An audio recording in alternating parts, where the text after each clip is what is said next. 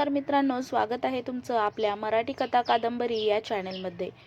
मित्रांनो, बरेच दिवस आपल्या चॅनलवर एकही व्हिडिओ अपलोड झालेला नाही, त्याबद्दल क्षमा असावी। आज मी तुमच्या समोर एक नवीन कथा सादर करणार आहे। त्या नवीन कथा कादंबरीचे नाव आहे रावण राजा राक्षसांचा। ही कादंबरी लिहिलेली आहे शरद तांदळे यांनी। सर्वप्रथम आपण आज त्यांचे मनोगत पाहणार आहोत। मनोगत: पुस्तक ही ज्ञानाच्या विशाल सागरात आपणास घेऊन जाणारी जहाज असतात।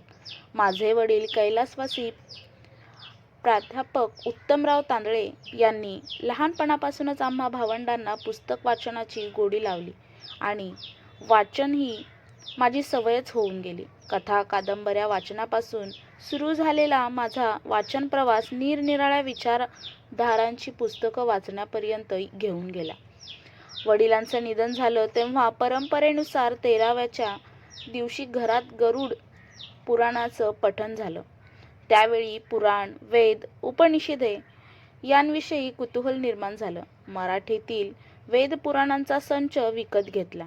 त्यावर 2 वर्ष वाचन मनन चिंतन चालू झालं। त्या अभ्यासातूनच भारतीय संस्कृती आणि पुराण कथांची ओढ लागली। सप्टेंबर 2013 साली लंडन येथे प्रिन्स ऑफ वेल्स ट्रस्टचा यंग एंटरप्रिन्युअर अवॉर्ड मिळाला। त्यासाठी लंडनला जाताना पहिल्यांदा विमानात बसलो त्यावेळी रामायणातील रावणाची आठवण झाली। भारतीय पौराणिक कथेनुसार विमान रावणाकडे होतं, त्यामुळे रावणाला जाणून घेण्याची उत्सुकता लागली। भारतात परत आल्यावर रावणातील साहित्य शोधू लागलो। वाल्मिकी रामायण, स्कंद पुराण, विष्णू पुराण यात रावण व त्याच्या विमानाविषयी माहिती मिळाली। अजून पुस्तकांचा शोध सुरू झाला, पण रावण समजेल असं एकही पुस्तक मिळालं नाही। तोपर्यंत रामायणात रावण हा दुष्ट प्रवृत्तीचा नव्हता या मतापर्यंत मी आलो। शिवतांडव स्तोत्र, रावण संहिता, कुमारतंत्र लिहिणारा बुद्धिबळ व रुद्रवीणा निर्मिती करणारा विद्वान रावण खलनायक कसा या प्रश्नाचं योग्य उत्तर न मिळाल्यानं मी अस्वस्थ झालो। ही गोष्टही मी माझी पत्नी अमृताला सांगितल्यावर ती म्हणाली, रावणावर चांगलं पुस्तक नसेल तर तुम्ही लिहा, ही तुमच्यासाठी चांगली संधी आहे। या गोष्टीवर मी विचार करू लागलो। याआधी मी कोणत्याही प्रकारचं लिखाण केलं नव्हतं।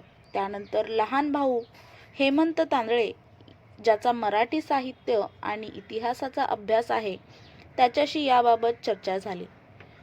त्यानंतर त्यानं कादंबरी लिहिण्याच्या विचारांचं समर्थन केलं आणि कित्येक पुस्तकांचे संदर्भ आणि टिपण मिळवून दिली।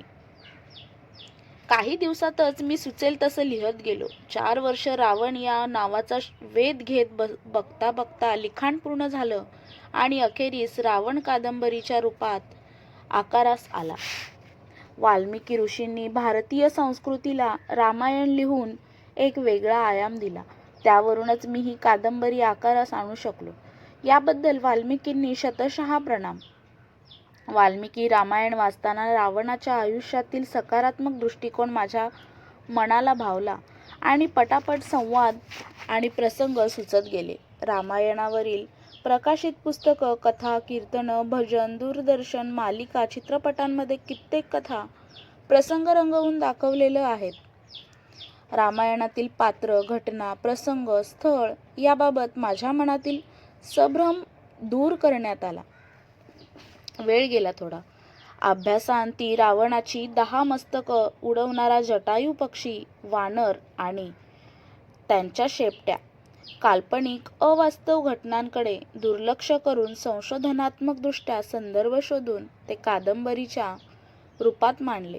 रावणाच्या आयुष्याच्या जिज्ञासेपोटी संशोधन करून सादर केलेली कादंबरी आपणास निश्चितच आवडेल अशी आशा करतो। शरद तांदळे ह्यांनी हे लिहिलेलं मनोगत आहे त्यांचं।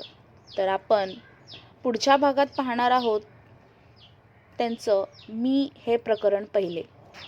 तर ही कथा थोडक्यात त्यांची तुम्हाला आवडलेली असेल, मनोगत त्यांचं आवडलेलं असेल तर तुम्ही चॅनेलला लाईक करा, शेअर करा आणि चॅनेलला सबस्क्राईब करा. धन्यवाद. भेटूया पुढच्या भागात.